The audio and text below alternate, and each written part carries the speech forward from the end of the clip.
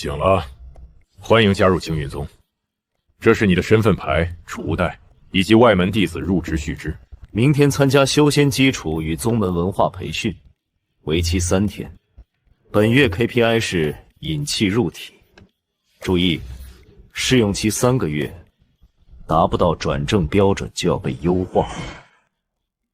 等等，优化？你们管逐出师堂门叫优化？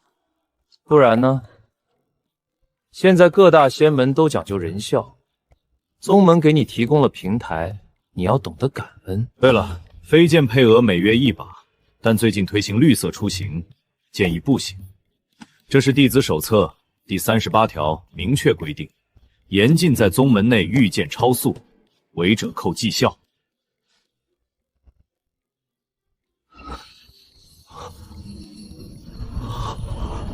炼丹房实行预约制，提前3个工作日，0天包产到户，不达标收回。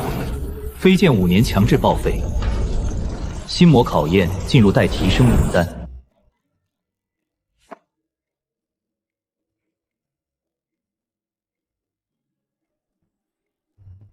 所以你们管这叫修仙？这分明是修仙资本主义！嘘，小点声。上个月有个师兄在晨会上说了类似的话，第2天就被毕业了。毕业？就是逐出师门，但宗门说的好听，叫向社会输送高质量修仙人才。他走时，掌门还亲自颁发最天下离弟子玉简合影留念，发在公示在宗门大殿水镜上。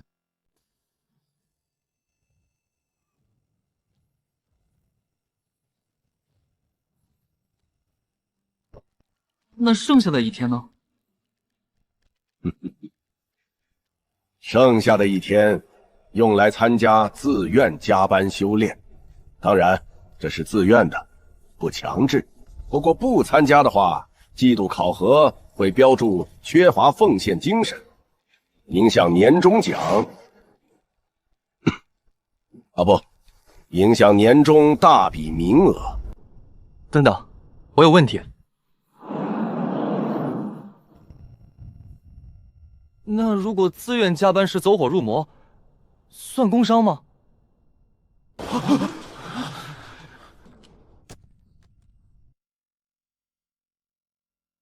这个弟子很有想法。来人，把他调到心魔测试部，让他去当测试员。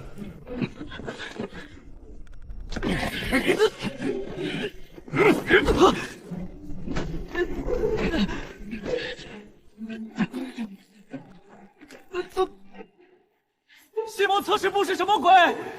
你们还有这种部门？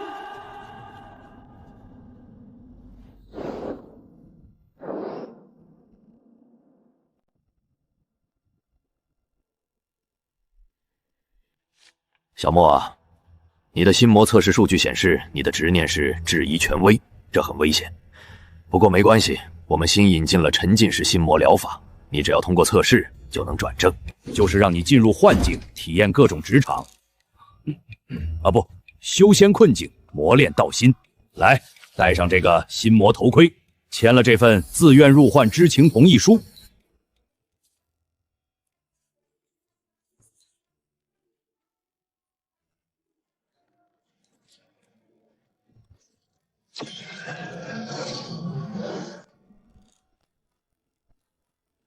这个飞剑的设计稿我看了一下，感觉不够大气。你能不能让剑气在出鞘的时候先做个 S 型走位，再来个螺旋上升？对了，剑柄要五彩斑斓的黑，剑身要流光溢彩的白。这是飞剑，你要拿去搞杂耍吗？我不管，我要的是感觉。还有，这个御剑飞行的轨迹太普通了，能不能在转弯的时候加个特效，比如撒点花瓣？撒花瓣，那是合欢宗女修的法器。你不懂，这就差异化竞争。明天早上我要看到第32版方案，记住，要惊艳，要破圈，要有修仙感。花头鬼，你懂不懂飞剑？剑就是用来砍人的，砍人懂吗？直来直去，一刀两断。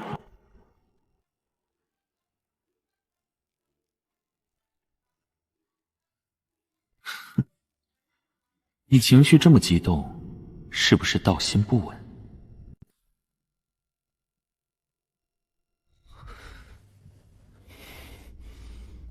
好家伙，你是心魔，你想让我怀疑自己？被发现了，不过没用。在这里，质疑就是心魔的养料。你越吐槽，我越强。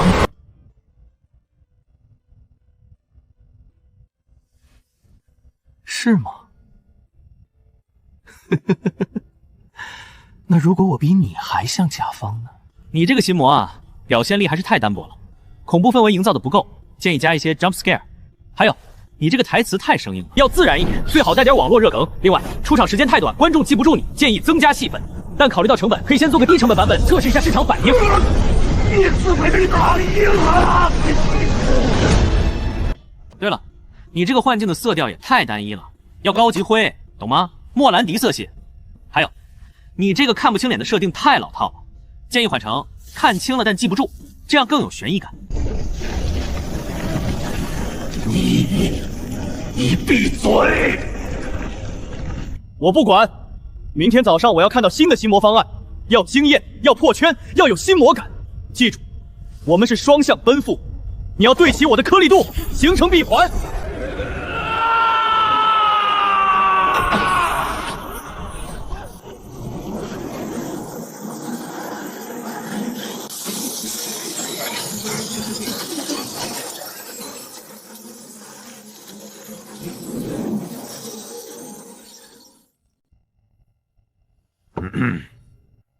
今天我们召开关于如何减少会议数量的专题研讨会。首先，请各科室汇报一下上周会议情况。我科科室上周共召开会议28场，平均时长2个时辰，参岁人员到位率98%，会议决议执行率。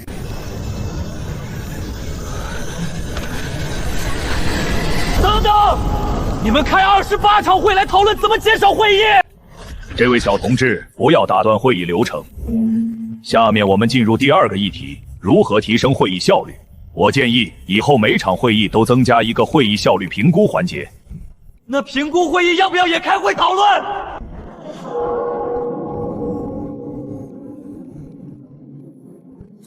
当然要，这叫原会议，是保障会议质量的重要手段。各位长老，我有一个提议。说，我建议成立减少会议领导小组，下设会议审核办公室、会议效率督导科、会议纪要标准化委员会。为了启动这些机构，我们需要先开一场成立大会，再开一场动员大会，再开一场培训大会，最后开一场总结表彰大会。好主意。然后，为了表彰在减少会议工作中表现突出的个人，我们设立少开会奖，每年评选一次。评选过程需要经过提名会议、初审会议、复审会议、终审会议。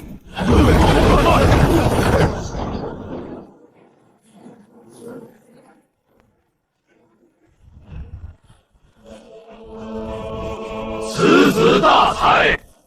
最后，为了从根本上解决会议过多的问题，我建议每天增加1时辰的静默修炼时间，在此期间禁止开会。但为了确保大家遵守，我们需要安排专人监督，监督工作要开监督例会。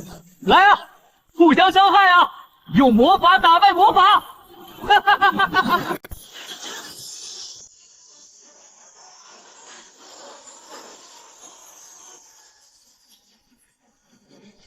你吐槽这一切是因为你害怕融入，你害怕自己也变成这样。你以为你是清醒的，但其实你只是孤独的。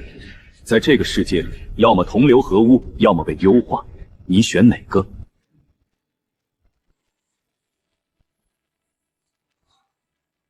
你所谓的吐槽，不过是自我保护的外壳。你接梗、玩梗、解构一切，是因为你不敢真正面对这个荒诞的世界，你无能为力。你说的对，我确实在逃避，但是，我逃避的方式就是把它变得更荒诞。既然这个世界不讲逻辑，那我就用不讲逻辑打败不讲逻辑。你现在立刻给我写一份关于心魔自我检讨的报告，要3000字，不许用模板，查证率不得超过5%。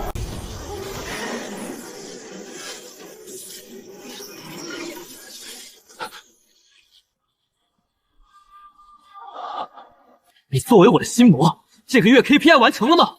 引期入体了吗？日照写了吗？周报交了吗？季度总结做了吗？年度规划对齐了吗？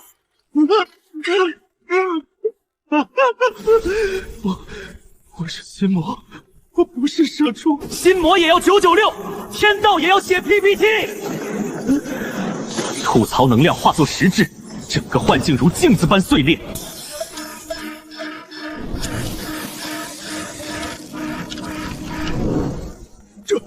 这不可能！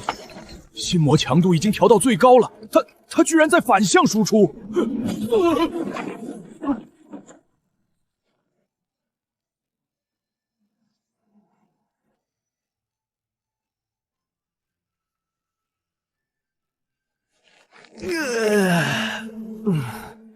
就这，还没我前世开的会可怕。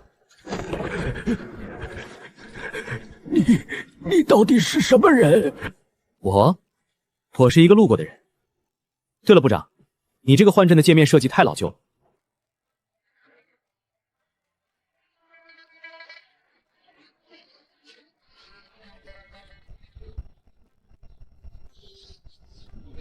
下一个世界，希望能有趣一点。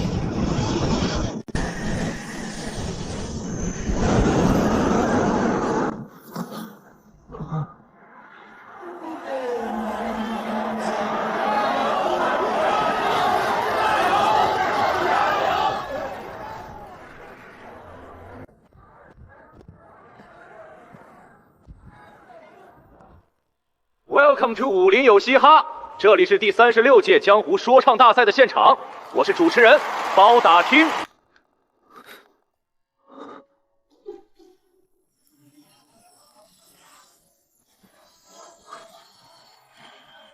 我这是到了什么鬼地方？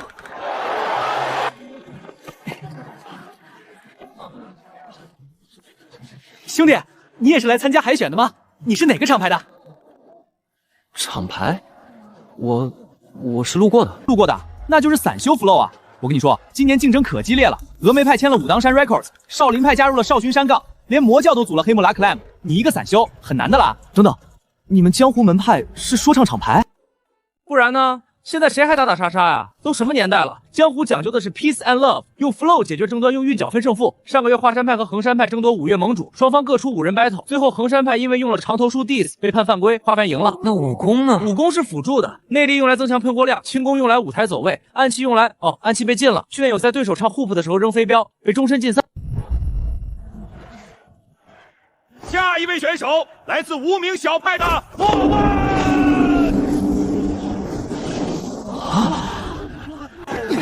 无名小派听都没听过，看他那样，连把像样的折扇都没有。吓人吧？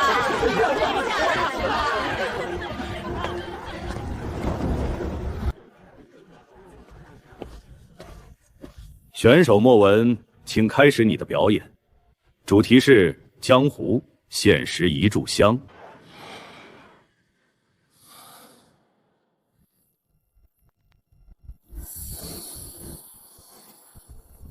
既然来了，那就玩个大的。哟，这里是 MC 莫文，来自无名山。你们这些所谓名门，在我眼里都是纸老虎外强中干。华山论剑，不是华山论剑。你们一个道貌岸然，背地里争名夺利，比菜市场大妈还能算计。我劝你们好自为之，好好反思。江湖不是打打杀，但更不是你们这种虚伪的虚假繁华。好硬的词儿，他在 diss 所有名门正派。继续，不要停！阿弥陀佛，这位施主，你的词很有攻击性，但你的韵脚有问题。经和音不押韵，剑和脸也只是勉强押韵。按照规则，押韵错误要扣分。大师，您那是老黄历了，现在流行的是多压、跳压、巨内压。您听好了，和尚念经，道士垫阴印，这叫做近似压，韵母相近就行。女侠练剑印、晒脸印，这是完美押韵。您耳朵要是不好使，我建议您去配个助听器。哦，不对，去修修耳功。你强词夺理！强词夺理？那我再给您来个成语押：道貌岸严，外强中干，虚假繁华，纸老虎。看到没？这叫宽韵，只要韵母相同都算押。您要是只会江洋折、中东折，那您确实 out 了。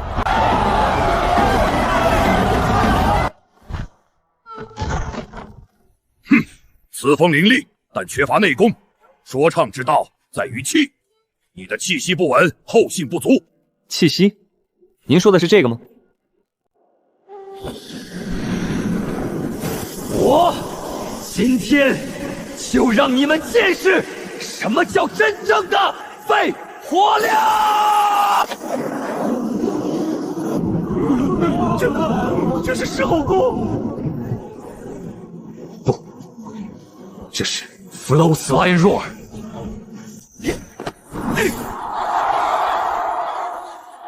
满分，满分！莫问选手直接晋级16强。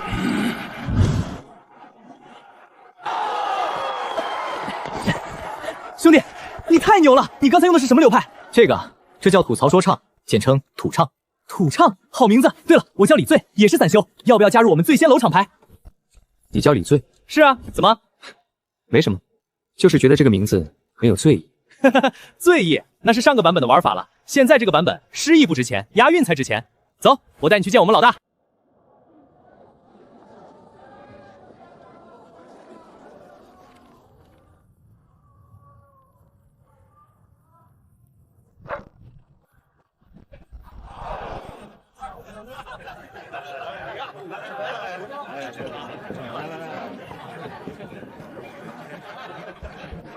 老大，这是我新招的 MC 莫问，他刚才在海选上 diss 了全场名门正派。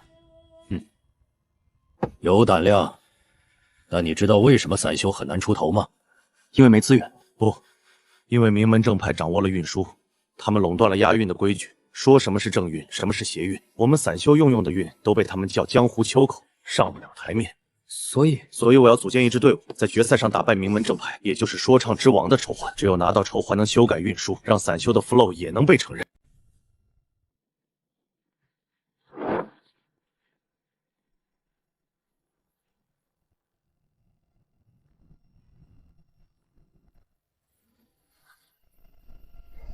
小施主，你的词太脏了，充满了世俗的戾气。说唱之道，在于清净。师太，您这肩膀露的可不太清净啊！这是舞台造型。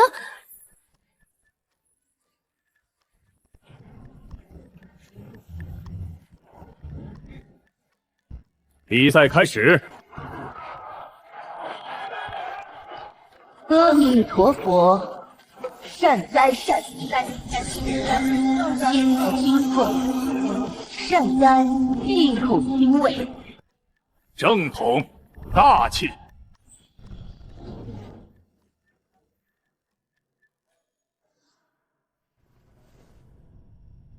主持人，我可以选 beat 吗？当然，我们这里有云山雾绕，千军万马，星河竞业。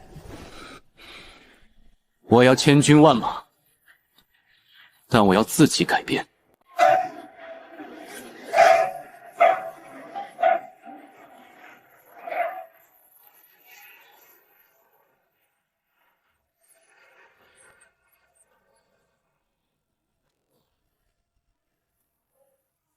你们说要清静，要正统，要平水运，我就问一句：你们这些规矩谁定的？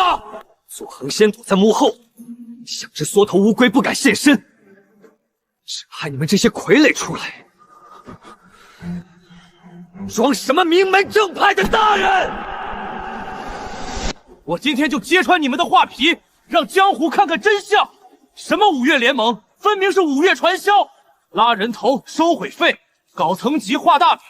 你们不是武林盟主，你们是微商精英。他骂五岳联盟是传销，要反了！放放肆！你这是妖言惑众！来人，把他拿下！等等，比赛期间任何人不得干扰选手，这是规矩。他侮辱五岳盟主！但他说的是韵脚里的内容，属于艺术表达。按照江湖说唱大赛章程第38条，选手在表演中的言论享有 flow 豁免权。你们搞垄断，定规矩，说什么是正，什么是邪，其实不过是怕我们散修崛起，抢了你们的铁饭碗。今天我在这里，不为名，不为利，只为说一句：说唱是自由的 ，flow 是流动的，韵脚是大家的，不是什么左衡山、优热禅能锁住的。锁住，对，锁不住，自由，自由。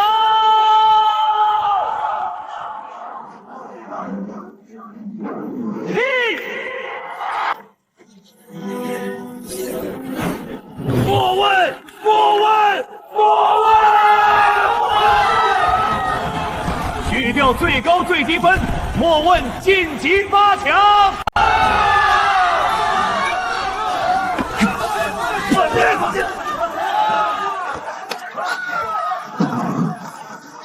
兄弟，你这下成名了，但也惹了大麻烦。左衡山不会放过你的。左衡仙，他很强吗？他是上一届说唱之王。他的绝技是寒冰真气 flow， 一开口就能让全场温度下降，对手会被冻到张不开嘴。而且他掌握着运输的最终解释权。最终解释权，这词太熟悉了。明天就是决赛了，左衡山出关了，他放话要在决赛上用古风打败你，让你知道什么叫正统。古风就是只用平水韵，只唱江湖恩怨，家国天下，不掺杂任何市井之气。这是他的强项。那我的强项是什么？你的吐槽？对，我的强项是吐槽。既然他要唱古风，那我就用后现代姐姐古风来对付他。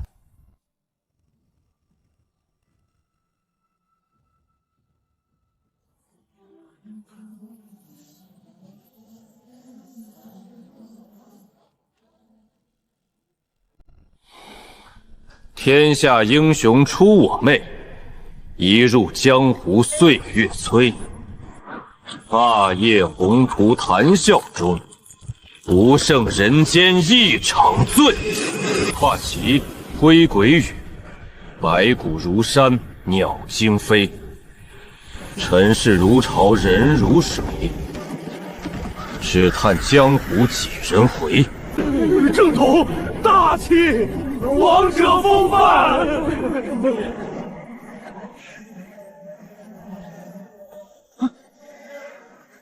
莫问选手，你这是？这是我的法器解夜板。左掌门唱得好，唱得妙，唱得我鸡皮疙瘩往下掉。什么霸业宏图，什么白骨如山，您这是在唱江湖还是在唱恐怖片？江湖就是你暗恋隔壁客栈的老板娘，写了30封情书都不敢送，最后她嫁给了卖猪肉的，因为猪肉涨价，人家有经济基础，这叫江湖儿女情长，但情长不如猪肉香。荒谬！这是对江湖的亵渎！亵渎？那您告诉我，真正的江湖是什么？江湖是侠义，是正道，是您的五岳联盟年会报告吗？荒口小儿，安敢如此！哟，左掌人们急眼了，说不过就动手。您这算什么武林盟主？您这是武林泼妇！规矩是您定的，解释权是您的，现在连动手都要抢先，您是要 face 还是要里子？我今天就站在这里，用 flow 当盾牌，用运底当长矛，告诉您，江湖不是您家的客厅，不是您想怎样就怎样。莫文获胜，新的说唱之王诞生。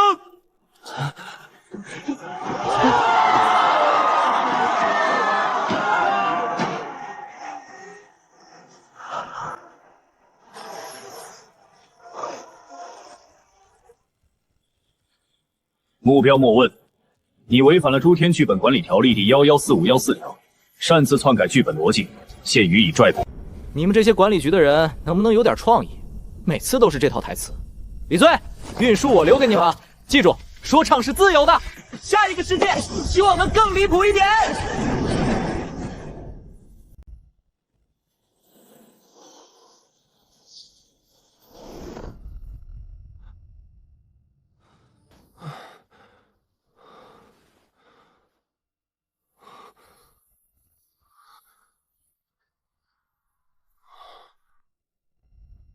欢迎来到银河恋爱中心。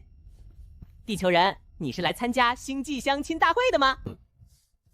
我能不能先问一下，这是什么地方？这里是银河联邦的首都星恋爱星。我们银河联邦是一个由3000个文明组成的和平联盟。我们的科技极其发达，但我们的核心文化是恋爱。科技发达，核心文化是恋爱？是的，我们认为宇宙的本质是爱，所有的科技都是为了更好的恋爱而发展的。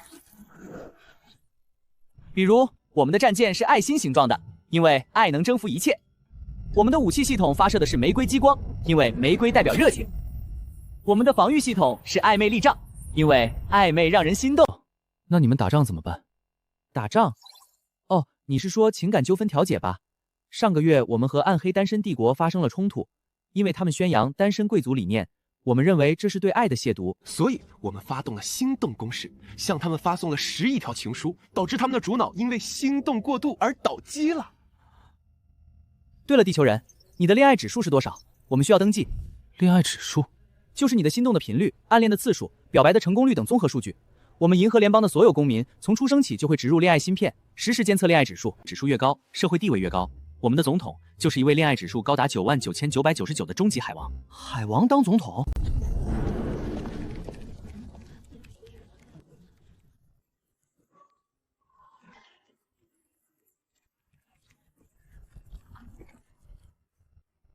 谢谢，我也爱你，但我需要说明，我是无性繁殖的，所以我们的关系只能停留在精神层面。不，我可以为你进化出性别。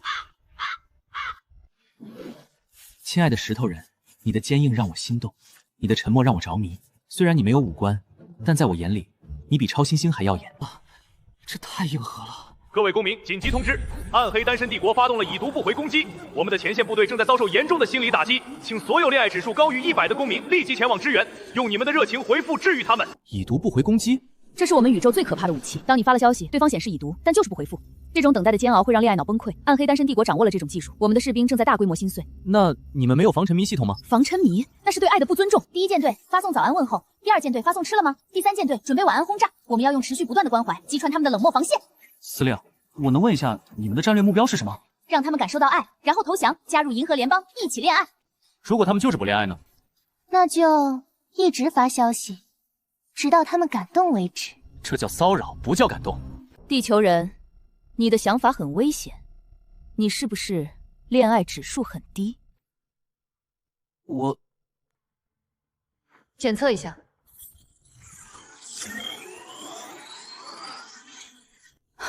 怎么回事？可能是因为我的吐槽能量和你们的恋爱能量相克。吐槽能量，那是什么？就是一种看到不合理的事情就想说两的能量。不合理？恋爱是宇宙真理，哪里不合理？哪里都不合理。你们把科技全点在恋爱上，战舰是爱心形状，武器是玫瑰花，防御靠暧昧，打仗靠发消息，你不觉得这很荒诞吗？荒诞？不，这是浪漫。浪漫个鬼！你们这叫恋爱脑晚期，是病，得治。是病，得治。他说我们是恋爱脑，什么是恋爱脑？不知道，但听起来有点刺耳。地球人，你在动摇军心！来人，把他关进心动隔离室。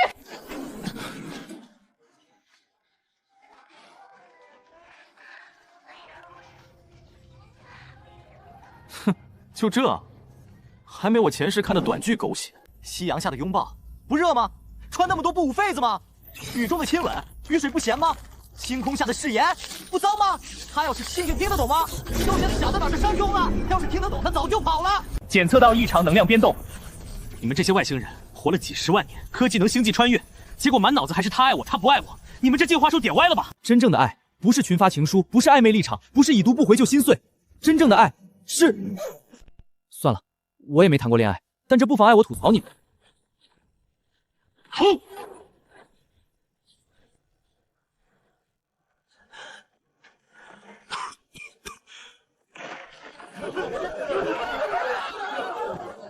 地球人，你毁掉了我们的核心信任，你要为此付出代价。太子，你们先解释一下，为什么追我追到这个事情？管理局的人呢？什么管理局？好吧，那你们想怎样？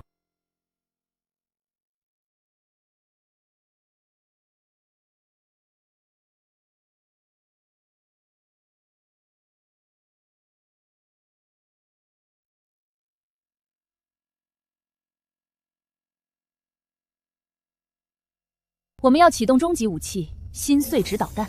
这是用全宇宙所有失恋者的心碎能量制造的武器，一旦发射，目标会体验到亿万次失恋的痛苦，直接精神崩溃。对你这种没有心的人，只能用这个了。这么狠，这就是心碎的感觉。不对，这些痛苦不是因为恋爱本身，而是因为你们把恋爱当成了全部。你们制造了心碎值这个概念，把情感量化，把痛苦武器化，你们才是最不懂爱的人。恋爱指数是假的，心碎值是假的，暧昧立场是假的。你们用科技模拟情感，用数据衡量爱情，用武器表达心动，这一切都是假的。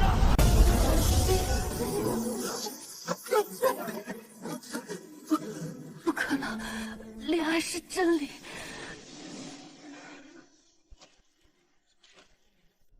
真理？你们连单身都没体验过，怎么知道恋爱是真理？你们连心碎都要武器化，怎么知道心痛是什么感觉？去谈一场真正的恋爱吧，不是群发情书，不是暧昧游戏，是……算了，我也说不清。但总之，别再用战舰谈恋爱了，那玩意儿太贵，维护费很高的。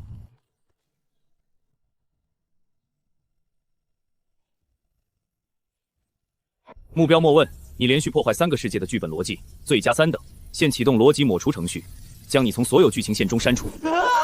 删除！你们终于升级了台词啊！记住，战舰做成球形比较省材料。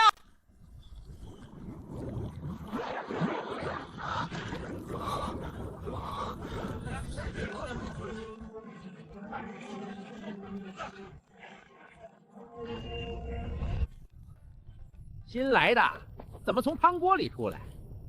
算了，不管了，快去换衣裳。今晚陛下要举办万国美食品鉴会，御膳房全员出动。品鉴会，太监美食？对呀，陛下最喜美食，每晚都要看各地进贡的菜品，还要实时点评打分。咱们御膳房的绩效就看陛下给多少分。上个月，张御厨因为一道红烧狮子头得了9分，直接被提拔为上监总管；而李御厨的清蒸鲤鱼只得了5分，被罚去刷3个月的马桶。所以这是皇宫还是美食节目现场？有区别吗？走，我带你见识见识。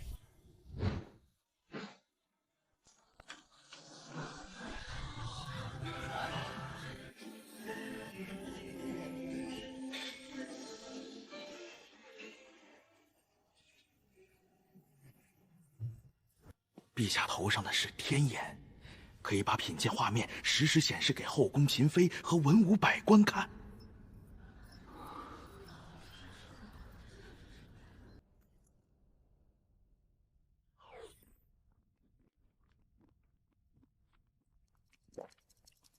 这道佛跳墙食材丰富，鲍鱼、海参、鱼翅，但缺少锅气。朕给7分。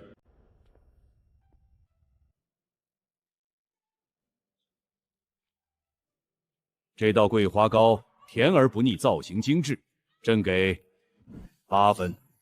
谢陛下。后宫争宠靠做菜，不然呢？陛下说，要想抓住朕的心，先要抓住朕的胃。现在后宫不流行琴棋书画了，流行厨王争霸。皇后娘娘的松鼠桂鱼是必吃榜第1，贵妃娘娘的开水白菜是网红爆款，连刚进宫的美人都在学分子料理。分子料理就是用灵力改变食材形态，比如把鸡汤变成球，把鱼肉做成泡沫。上个月有个美人做了液氮冰激凌，陛下给了9.5分，直接连升3级。快去，今天轮到我们组上菜。刀工不错，但朕最近吃腻了清淡的，想换换口味。这菜6分。陛下，您还没尝呢。看卖相就够了。朕是视觉动物。陛下，您这打饭标准有问题。美食讲究的是色香味意形，您只看形不看味，这不公平。全场寂寞。你疯了，敢质疑陛下？哦，那你说该怎么打饭？应该建立多维评价体系，比如设立口感分、创意分、文化内涵分、匠心分，还要考虑食材的季节性、产地的稀缺性、厨师的用心程度，而且不能只由您一个人打分，应该引入大众评审，让后宫嫔妃、文武百官甚至京城百姓都参与，这样更客观。大众评审？对，还可以搞匿名评审，防止嫔妃们为了争宠而互相刷差评。哦，不对，互相打提防。有意思，来人啊，赐座。让这个你叫什么？莫问。让莫问坐到朕身边来，当美食顾问。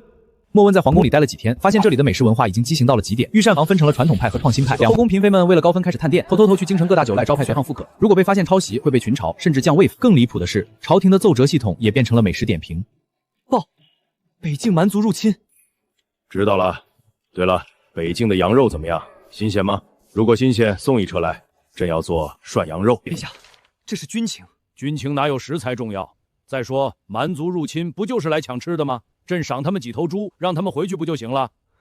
您这是用美食解决外交问题？对啊，这叫美食外交。上次南诏国想造反，朕送了他们一车臭豆腐，他们以为我们在羞辱他们，结果一吃上瘾，现在每年进贡都要求再加10坛臭豆腐。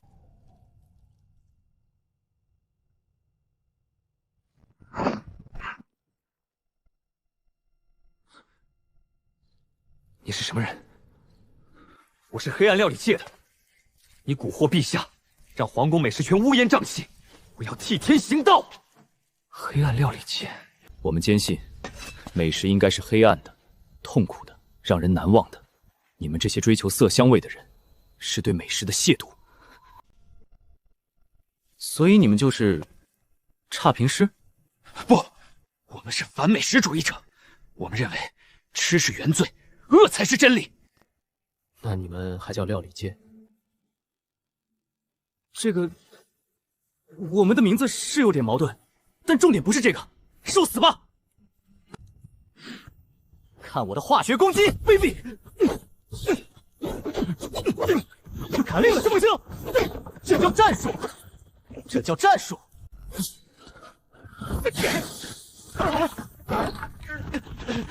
黑暗料理界万岁！美食霸权必亡！这口号还挺押韵。说，谁派你来的？没有人派我来，我是自愿的。你们这些美食博主天天探店打分、拍照出片，把吃饭变成了表演，把味道变成了数据，把厨师变成了演员。你们毁掉了美食的本质，荒谬！美食就是要分享，要评价，要竞争，不然怎么进步？竞争？你们这叫内卷！御膳房的厨师为了高分，往菜里加凌厉荧光剂，让菜发光；后宫嫔妃为了争宠，用幻术让菜看起来比实际好吃；京城的酒楼为了上碧池榜，花钱请探店太监刷好评。你们这叫美食圈！这个确实存在一些问题，但瑕不掩瑜嘛。陛下，我觉得他说的对，美食不应该被分数绑架，不应该被流量裹挟。一道菜好不好吃，不是由摄像头决定，而是由吃它的人决定。那依你之见，取消打分制，让御膳房回归本职，做饭而不是表演；让后宫俊妃回归本职，这个您自己定。总之，让吃饭变成吃饭，而不是 KPI 考核。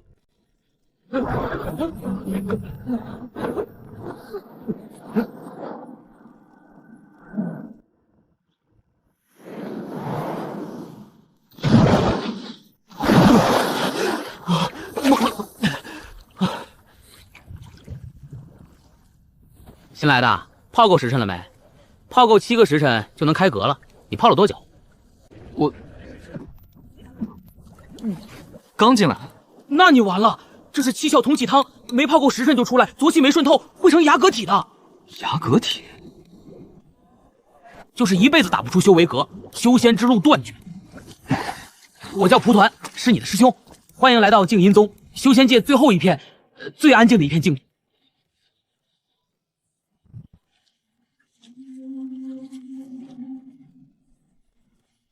引气入腹，聚于丹田，逆冲华盖。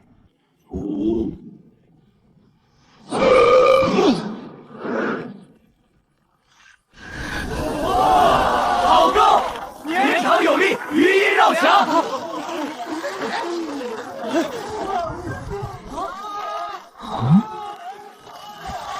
咱们静音宗虽然是小宗，但讲究以声入道，修仙不靠打坐，不靠炼丹，靠打嗝。嗝声越洪亮，排出的浊气越纯粹，修为越高。所以你们靠消化不良来修仙？非也，凡人吃五谷生浊气，浊气积则百病生。我辈修士以特殊功法，将浊气炼化为真格，一格排出则经脉通畅，二格排出则百骸俱清，三格排出则方圆10里不敢靠近。那是响雷宗的法门，咱们静音宗讲究控制音量，可你现在是雅阁体，连静音都做不到，直接就是静音中的静音。入门测试很简单，喝1碗气泡汤，然后对着视结石打一个嗝，石头会根据嗝声的强度、绵长、震颤3项打分。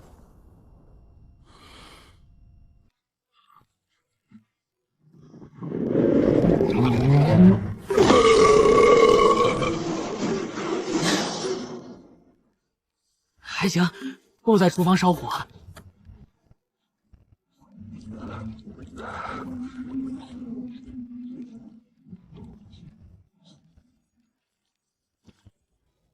来，对着石头集中精神，想象丹田有一团气往上顶。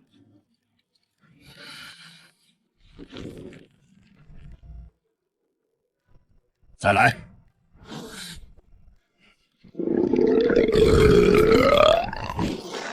雅阁体，真的是雅阁体！300年了，静音宗终于又出了雅阁体，太惨了，这辈子只能去扫茅房了。孩子，命该如此。从明天起，你去回声谷负责清扫吧。那里反正你也打不出嗝，不用担心被回音震伤。回音谷，谷内回声不绝，把长老自己震成了聋子，现在还在后山养病。那地方打嗝的人去不得。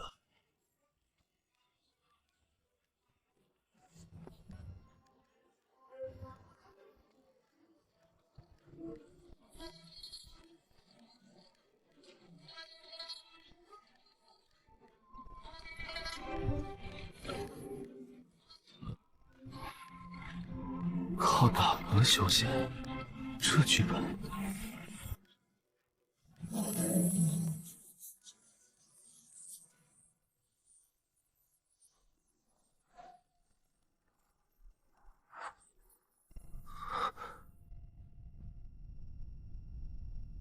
这什么破宗门？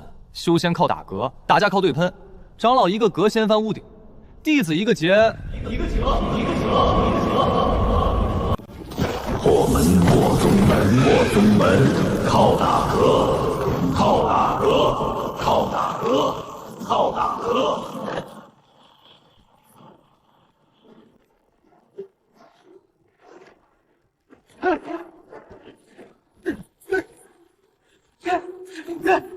我就吐槽2句，不至于吧？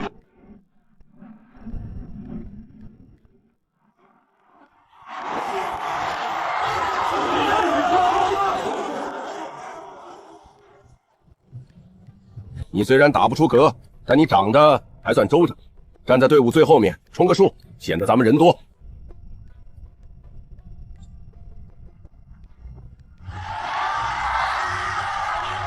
大会第1项试格石排位赛，各宗弟子依次上台，对着一块高达10丈的巨型试格石打嗝，石头会根据亮度、绵长、震颤打分，分数直接投影在天空。请赐嗝。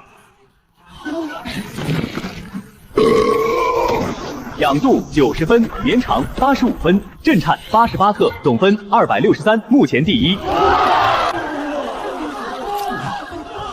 响雷宗也就这点本事了，看我们的！天崩地裂，一气贯通。亮度95，绵长90，震颤96，总分281，破纪录。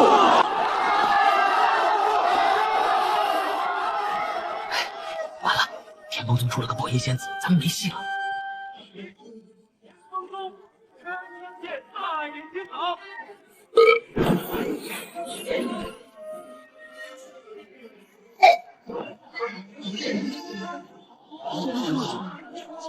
莫问。好吧，既然你们想听嗝，你们这大会赛制不合理，规则有漏洞，评委不专业，观众没素质。响雷宗那个大师兄嗝是够呛，但后劲儿不足，明显是丹田气虚，建议回去多吃点萝卜通气。胡说什么？天崩宗那个爆音仙子，表面上威风凛凛，实际上你们没发现吗？他打了嗝之后一直在偷偷揉肚子，明显是胀气未消，硬撑门面。还有你们这个试嗝石，300年前就存在了吧？表面布满裂纹也不换，评分系统老旧，投影还经常闪屏，你们管这叫法器？这顶多算个会发光的破石头。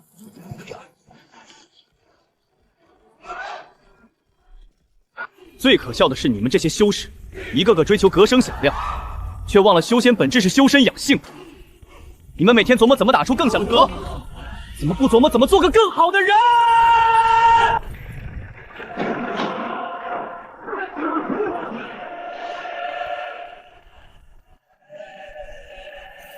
异常能量无法评分，建议重新开赛。你这不是铁，你这是妖术！目标莫文，你又停，换台词了。启动紧急流放。下一个世界，希望能更离谱一点，跟